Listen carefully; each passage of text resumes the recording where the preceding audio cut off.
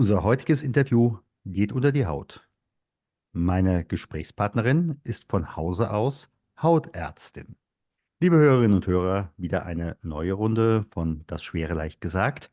Und ja, ich begrüße euch ganz, ganz herzlich und ich begrüße Dr. Ilona Schönwald. Liebe Ilona, herzlich willkommen. Lieber Stefan, vielen Dank für die Einladung. Es geht unter die Haut, aber ich frage jetzt trotzdem nochmal anders. Ist der Krieg schon zu Ende? Ganz einfach gesagt, nein. Denn Warum? Woran merkst du das? den Krieg, den unsere Vorfahren erlebt haben, der ist zwar in der sichtbaren Welt zu Ende, aber der Schmerz lässt sich ja verbergen, aber er löst sich dadurch nicht auf. Und dadurch wirkt er weiter in uns, da es einen Schmerz in unseren Vorgenerationen gegeben hat, der niemals bearbeitet wurde, angeschaut wurde, sondern die Vorgeneration hat aufgrund ihrer traumatischen Erfahrungen eine große Wand darum gebildet, einen großen Schutzwall, auch um die Folgegeneration zu schützen und sich selbst vor den Gefühlen. Und jetzt ist die Zeit möglich, dass wir uns das angucken.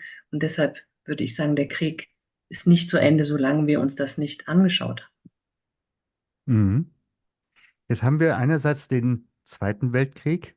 Gilt das jetzt auch für Kriege beispielsweise im Nahen Osten oder in der Ukraine? Es gilt für alle Kriege, für alle Menschen, die Krieg erleben und erlebt haben. Und es ist eine traumatisierende Geschichte, die immer in den Folgegenerationen auch weiterwirkt. Und das macht sich im Umgang, im Persönlichen mit den Menschen bemerkbar. Denn wenn jemandem eine traumatische Situation widerfahren ist und Krieg ist höchst traumatisch, denn es ist existenziell, dann kommt es immer zu einem inneren nervalen Shutdown. Das bedeutet, die Fluchtmechanismen oder die Überlebensstrategien von Flüchten oder Kämpfen können nicht funktionieren. Es kommt zu einem totalen Runterfahren aller möglichen Strategien und zu einer Trennung der Gefühlswelt, weil wir es emotional nicht aushalten können. Und dieser Teil steht uns dann im Leben nicht mehr zur Verfügung oder den Betroffenen. Kann Und ich mir das das im bedeutet, Endeffekt dann so vorstellen, als ob ich da so ein Lebenshaus hätte und zwei Zimmer darf ich nicht mehr benutzen? genau, die Tür ist verschlossen. Mhm. Ja. Und im besten Falle kann es die betroffene Person für sich selber noch öffnen in diesem Leben. Da aber Krieg so existenziell und traumatisch sind und die Gefühle so bedrohlich, ist es meistens so, dass es in diesem Leben nicht geöffnet wird, diese Tür, aber die Information davon bleibt ja erhalten. Und gerade wenn wir als Kinder in einem Elternhaus aufwachsen, die Krieg erlebt haben, die selber im Krieg noch Kinder gewesen sind, dann ist die Wahrscheinlichkeit groß, dass dieser Raum, der nicht betreten wird, ja auch ein emotionaler Resonanzraum ist, der nicht zur Verfügung steht. Und das natürlich für die Folgegeneration auch wieder schwierig ist. Wie gehen wir dann um mit Gefühlen? Wie gehen wir um mit Freude, mit Trauer, mit Schmerz? Und ganz häufig wird ja in den Generationen der sogenannten Kriegsenkel, die zwischen 1950 und 75 in der Regel geboren sind, ganz häufig gesagt, also über Gefühle wurde bei uns nicht gesprochen. Dann hätte man ja was angucken müssen, was man entweder nicht angucken kann oder nicht angucken will, weil es zu schmerzhaft ist. Weil es so schmerzhaft ist, ja. Und Ja. ein sehr bildhaftes Möglichkeit, sich das vorzustellen, ist auch, wenn wir mit unseren lebendigen Kinderaugen oder den emotionalen Kinderaugen in die Augen der Eltern schauen, die aber ein emotionales, schweres Trauma haben, dann werden die immer an ihre eigenen Gefühle erinnert, ja. Und das können die nur abwehren. Sodass es immer auch in den Vater-Kind, Mutter-Kind-Kontext zu totalen Irritationen kommt, ja. Mhm. Jetzt gehen wir mal von der, ich sag mal, privaten Ebene in die Unternehmensebene. Wie kann ich sowas im Endeffekt auch erkennen? Möglicherweise ist meine Führungskraft betroffen, die nicht über Trauer oder Emotionen reden kann. Wie kann ich das erkennen? Wie kann ich damit umgehen? Na, wichtig ist ja schon mal zu wissen, dass eine bestimmte Generation, die zu dem Zeitpunkt, sage ich, wie ich es schon erwähnt habe, zwischen 50 und 75 geboren, mit großer Wahrscheinlichkeit Eltern und oder Großeltern hat, die Krieg erlebt haben. Das heißt, dass wir uns selber dafür sensibilisieren, dass wir die Nachfahren von meist traumatisierten Vorfahren sind. Und unser jetziges Leben uns meistens ja mehr als möglich macht, auch doch die Gefühlswelt zu erfahren. Und wenn ich dann bei Kollegen oder Vorgesetzten merke, dass ich weder Verständnis also empfangen kann, noch derjenige selbst, sobald es in emotionalere Themen gibt, und die gibt es ja im beruflichen Kontext auch immer, sofort blockt und zumacht, dann auch zu realisieren, das hat wahrscheinlich gar nichts mit mir selber zu tun. Das ist ja oft ein Trugschluss und eine Fehlleistung, wenn man das auf sich selbst bezieht, sondern dass derjenige selbst Schwierigkeiten damit hat und wahrscheinlich auch aus einem traumatisierten Kontext. Denn das ist kollektiv, ne? Wir befinden uns da in einem kollektiven Traumafeld, wenn wir uns das angucken. Mhm. Ob man das auflösen kann, da gucken wir gleich mal hin. Ich würde gerne von dir vorher noch mal wissen, wir haben ja unter anderem Checklisten zum Umgang mit Trauer im Unternehmen, die Führungskräfte nehmen können. Geht das an dieser Stelle im Sinne von, wenn ich da einen quasi festen Ablaufplan habe, dann muss ich mich meinen eigenen Gefühlen nicht in dem Maße stellen, sondern kann im Endeffekt diesen Ablaufplan nehmen, kann ihn abarbeiten und damit meinen Mitarbeiter, der möglicherweise eine Trauersituation hat, besser unterstützen, auch wenn ich selber an meine eigenen Gefühle nicht rankomme. Ja, das klingt total ratsam.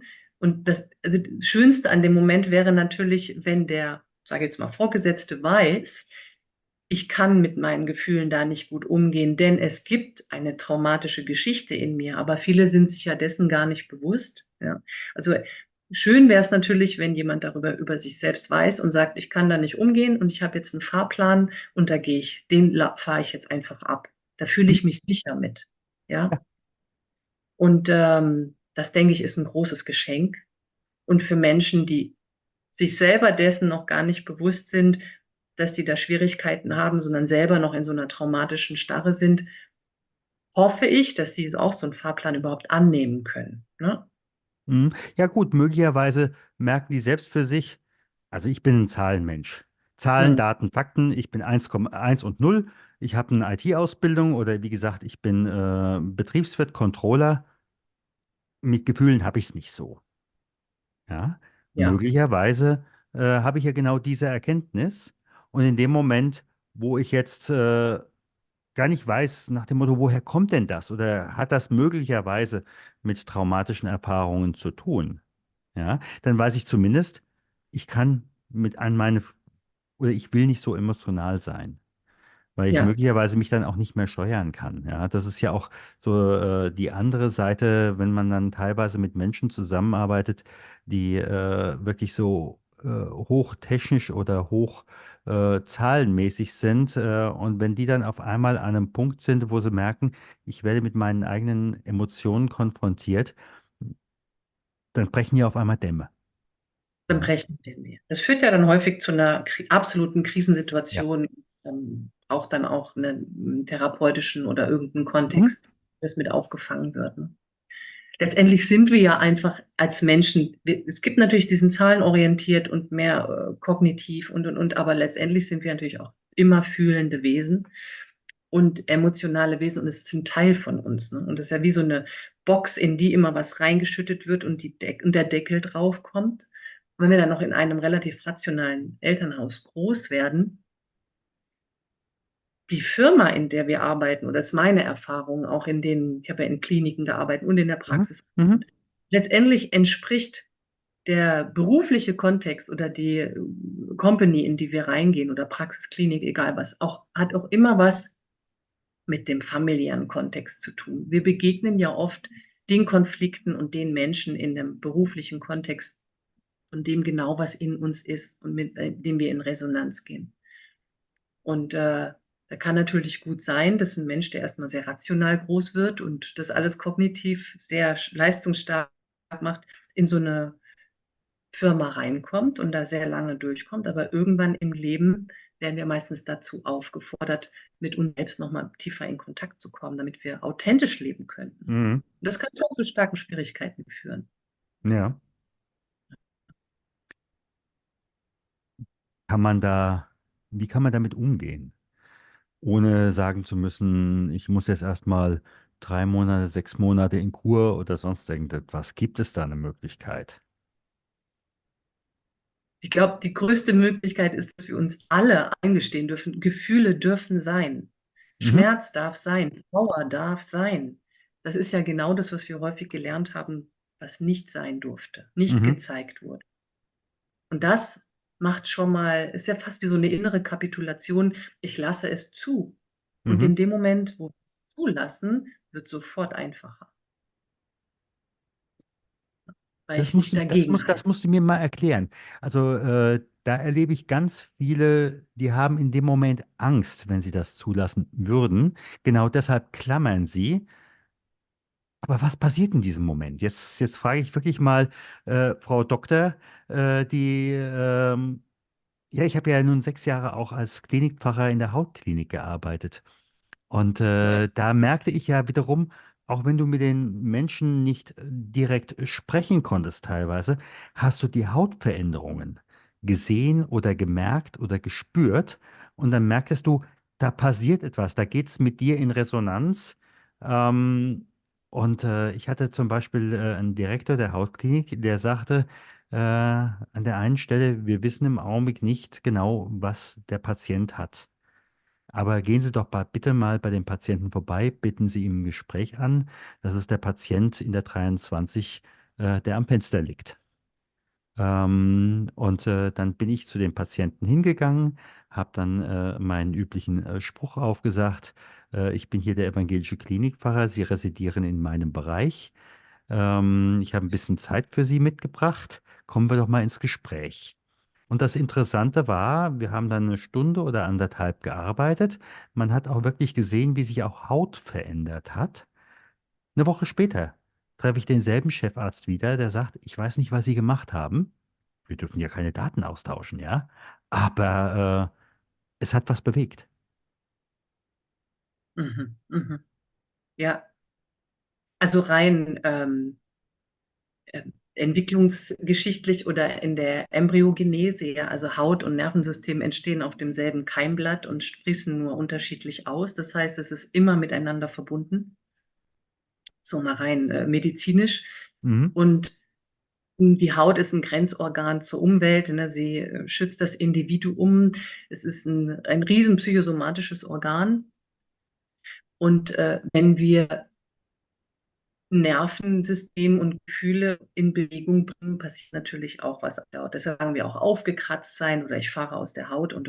Ne? Also so ganz in diesem dermatologischen Kontext. Mhm. Ich bin ja nicht mehr als Hautärztin tätig, aber die Erfahrung mit den ganzen Menschen hat mir immer wieder gezeigt, wenn Menschen in einen Prozess kommen, um wieder den Bogen dahin zu bekommen, was mache ich dann, ne? Wenn Menschen Mhm. daran festhalten und dann auch Angst haben, loszulassen, das ist ja, wenn wir lange in einem inneren Konstrukt leben und auf einmal drängt das Leben aber an eine andere Stelle, weil noch was integriert werden will oder noch mal gesehen werden will von uns oder so.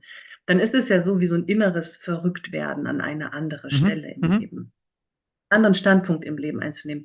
Und dieses Verrücktwerden, im wahrsten Sinne des Wortes, von A nach B zum Beispiel, macht ja Druck. Und Mhm. da wir nicht wissen, was Standpunkt B ist, macht das auch oft Angst. Aber in dem Moment, tatsächlich wiederhole mich da, wenn wir loslassen und ins Vertrauen gehen und sagen, ich lasse jetzt los, ich halte nicht mehr und ich lasse das Leben geschehen und gucke, was es jetzt bringt.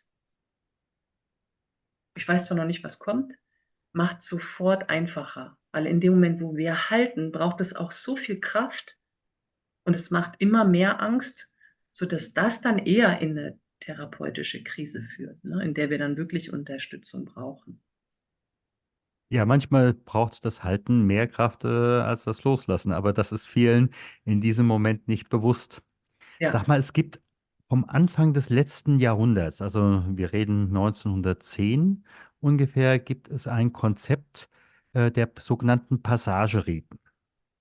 Mhm. Dieses sagt im Endeffekt, kommen immer wieder als Mensch an Grenzsituationen, wo wir eine alte, ich sag mal, Seinsform loslassen, aufgeben, freiwillig aufgeben. Wie gesagt, das haben wir bei dem Thema zum Beispiel, ein Kind kommt dazu, da haben wir im religiösen Kontext, haben wir die Taufe oder die Beschneidung. Du hast gleichzeitig die Kinder, die erwachsen werden. Da hast du in der DDR zum Beispiel die Jugendweihe gehabt. Im christlichen Kontext hast du die Konfirmation oder die Firmung. Genau dasselbe hast du ja nachher auch bei der Beerdigung. Es ist ja nichts Schlimmeres, als wenn ein Mensch nicht beerdigt ist, dann ist er ja eigentlich noch da. Wie ist das an dieser Stelle? Ja, das ist eine tolle Frage. Ich denke tatsächlich, dass die Chance noch nie so groß gewesen ist wie jetzt, dass wir uns anschauen, was unseren Vorfahren geschehen ist und was das mit der Folgegeneration und mit der Vorgeneration gemacht hat. Dass es ein kollektives Trauma ist. Und wenn wir uns das jetzt anschauen, auch mal, was hat denn Mutter, Vater, Großmutter erlebt und was hat das mit mir zu tun und das dadurch integrieren, Mhm. schaffen wir einen friedlicheren Raum dafür.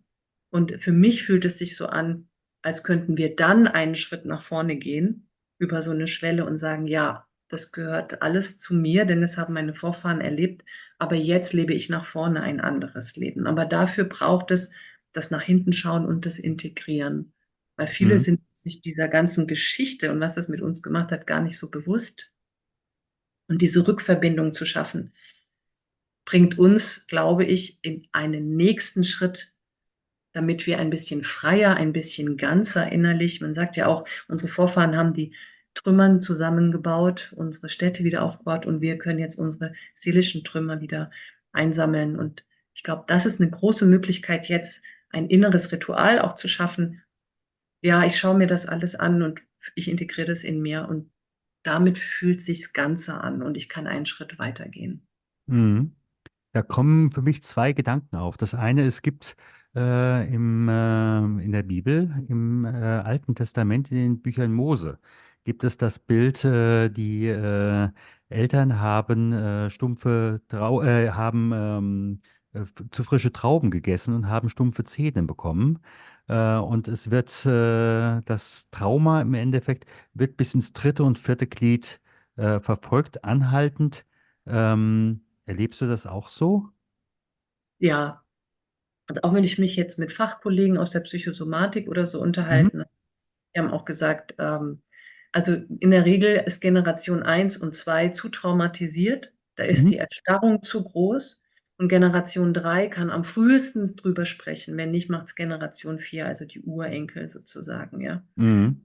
Äh, Das ist in der Tat so. Also erst jetzt kommen ganz viele erst in die innere Möglichkeit, sich das anzugucken und begreifen dann: „Ah, deshalb habe ich mich so gefühlt.“ Also, ich bin mit dem Thema ja intensiv draußen, weil es mir 'ne Mhm. Herzensangelegenheit ist, ins Mhm. Bewusstsein zu tragen und die Menschen, die durch diese Brille dann mal schauen, das erste Mal sagen: „Jetzt begreife Mhm. ich erst mal, warum sich mein Mhm. Leben so“, Mhm.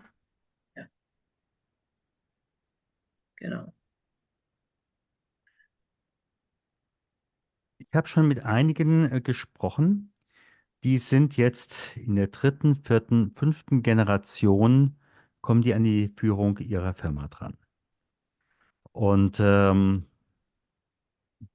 da merkt man teilweise, da scheinen die Übergänge nicht funktioniert zu haben. Bis hin dazu, dass es dann vielleicht von der vierten oder fünften Generation mh, noch etwas gibt, was sich bis heute im Unternehmen hält. Man hat teilweise sogar den Eindruck, ähm, der Geist des Gründers ist noch im Unternehmen. Mhm. Wie würdest du das an dieser Stelle sehen? Also manchmal findest du das ja auch wie früher so eher so in alten Filmen, da ist noch überall das Bild des Gründers oder an anderen Stellen innerhalb zum Beispiel der katholischen Kirche hast du ja in vielen Gemeindebüros immer noch ein Bild des zuständigen Bischofs und des aktuellen Papstes.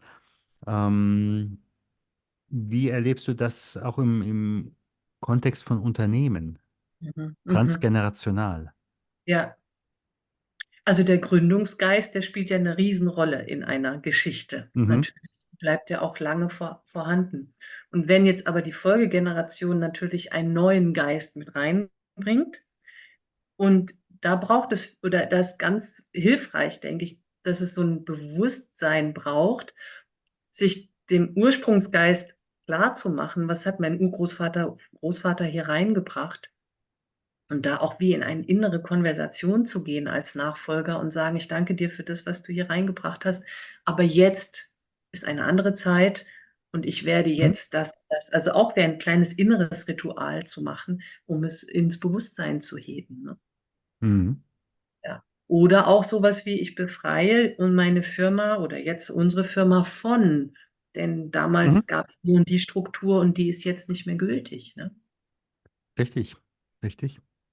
Und Hm. ich denke, wenn man da bei manchen Unternehmen genauer hinschaut und sieht, was sich da vielleicht auch innerhalb mehrerer Generationen in der Übergabe wiederholt, das ist ja manchmal, ich sag mal, sehr interessant, wenn ich dann frage, ja, und wie war damals die Übergabe? Oh, die hat nicht stattgefunden, ja. Am nächsten Tag war ich eben halt der neue Geschäftsführer und mein Vater hat sich zurückgezogen oder meine Mutter hat sich zurückgezogen.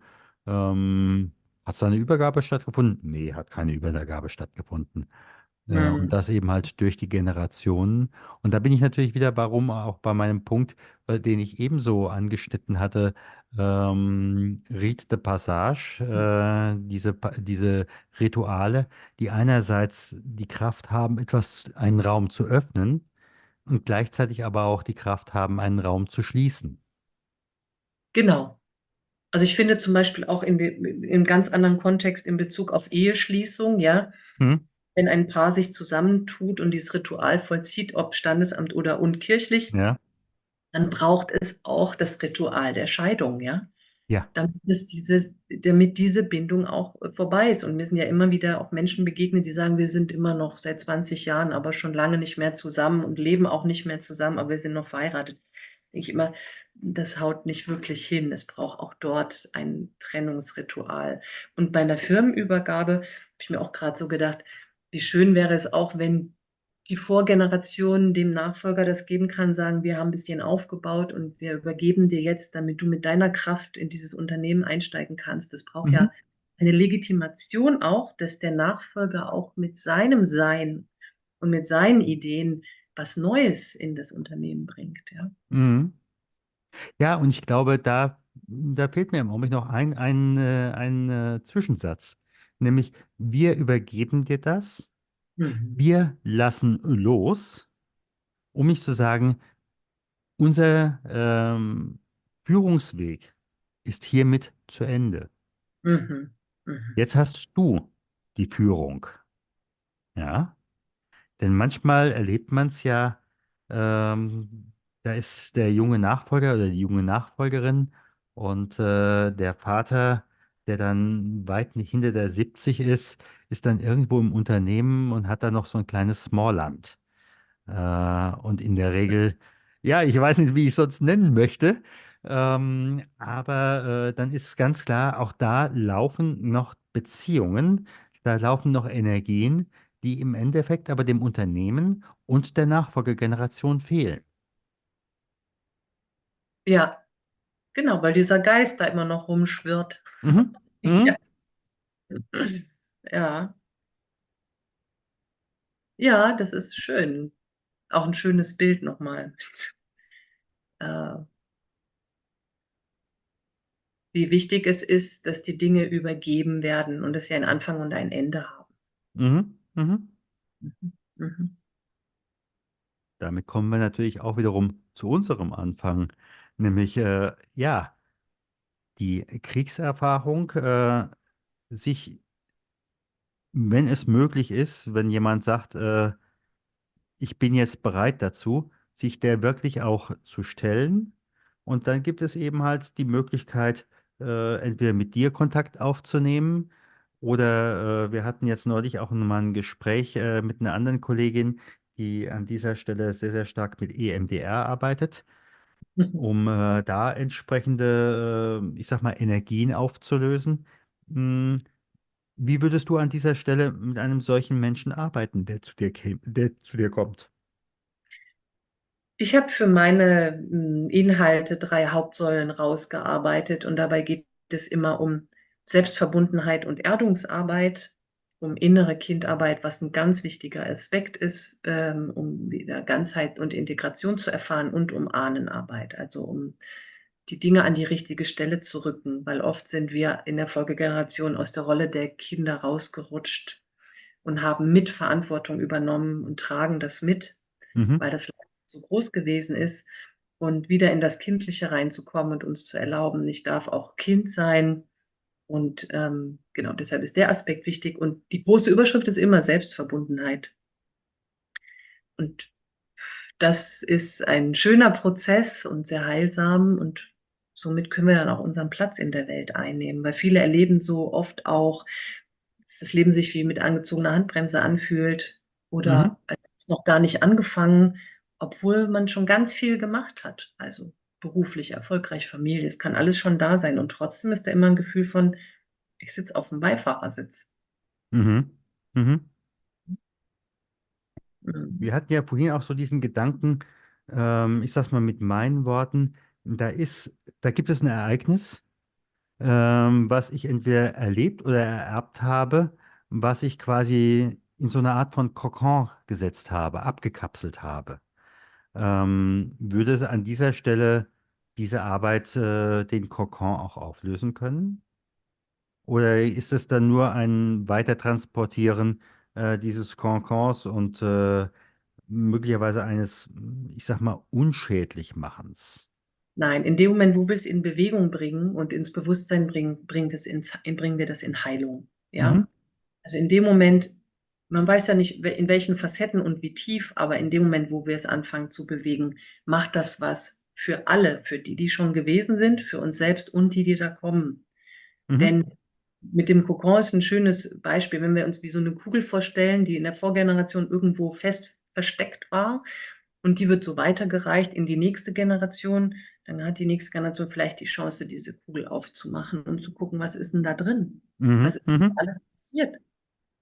Und so werden Verhärtungen aufgelöst, die sich auch in unserem Körper und den Körpermustern und in inneren seelischen Strukturen auch immer wieder zeigen.